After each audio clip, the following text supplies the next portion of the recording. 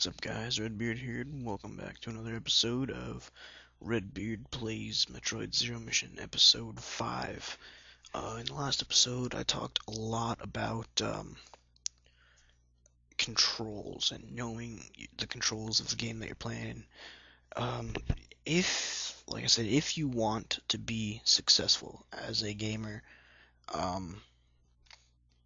you need to know what you can do and how to do it.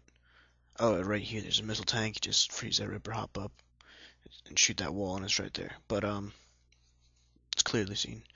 But um, for video games, I'm gonna give you the same advice for video games that my dad gave me for driving.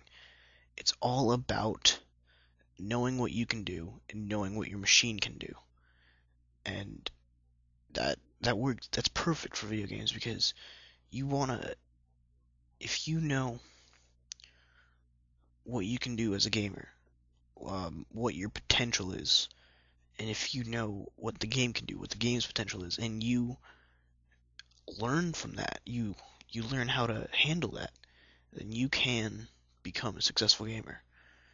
Um, with any game, no matter if it's Halo, Call of Duty, Metroid, even something as simple as, let's say, Geometry Wars or Super Mario Brothers. It's all about knowing your controls and being comfortable with them. And for games where you can customize the controls, make it to where it feels right for you. Just something that you're you're comfortable with. You know exactly what does what, and if you know that, if you know your controls, you will be a great gamer. Right here, that little missile tank right there that I'm showing you is really easy to get right now, although a lot of people skip over. I skipped over that my first time. But what you gotta do is under this little walkway that I'm on right now. It's a little skipping for me, so I don't know exactly where it is. But you shoot out the block with this little octopus, little squid, little guy is jumping. You shoot out the blocks around him. I think it takes two, so that he can start jumping up. And you gotta freeze him at the top of his jump before he starts coming down. And you can jump on him, and then you will jump up there. And it takes me a while to do it in here. It takes me a couple minutes, actually. It should only take 10 seconds, but I do get it, and it is easy to get. You just gotta time that little shot right, because I keep freezing him right here like an idiot. But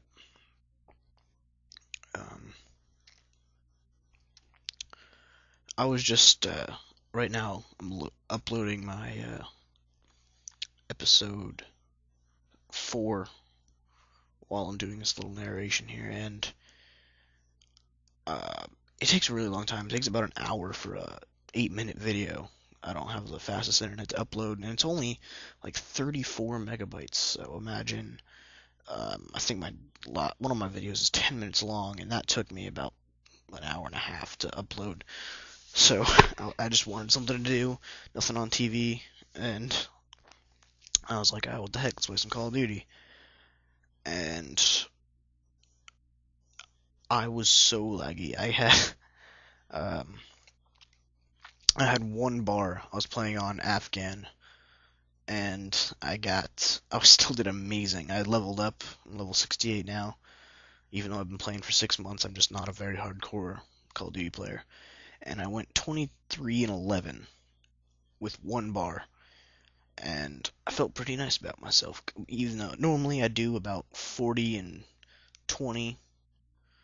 I usually have this weird thing where my deaths are half as high as my kills, but I don't get why that happens with the 23 and 11. It's almost half. It's just a random fact.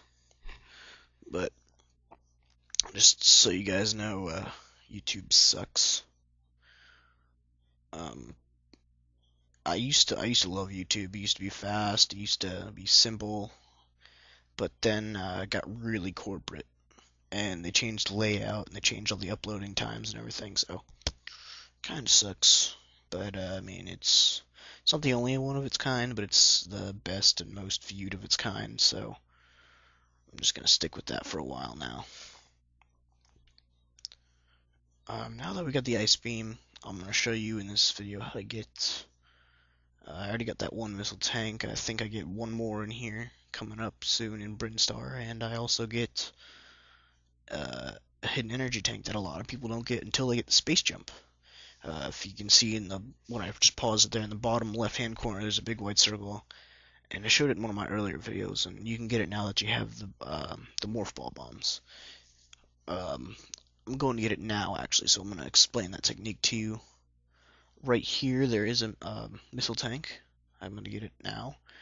Just freeze this ripper and hop up on that little thing on the left. Destroy that block. No problem. These little guys, it's just full of enemies, but they're really easy enemies. You just fall all the way through. A good way to refill if you're low on health or missiles, although you don't really need any right now. There's no bosses coming up for a while.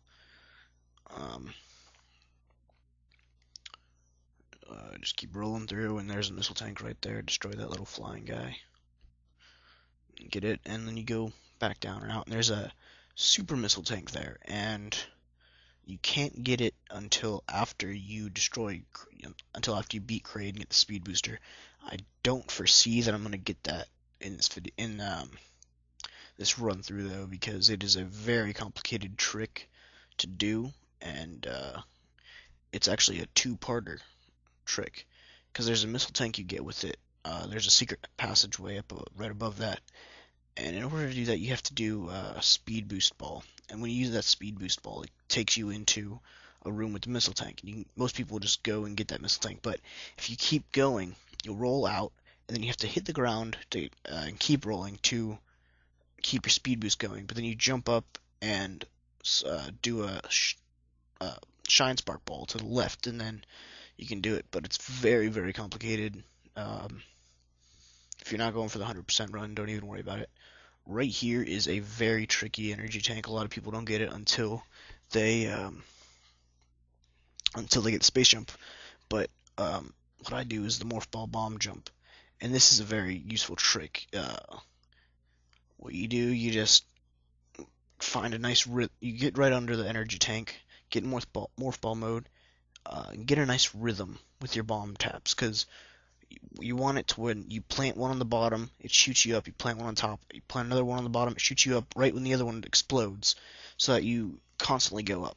And I found a rhythm of tap, tap, tap, tap, tap works, but you can just keep constantly tapping it, and just eventually it will get you up there.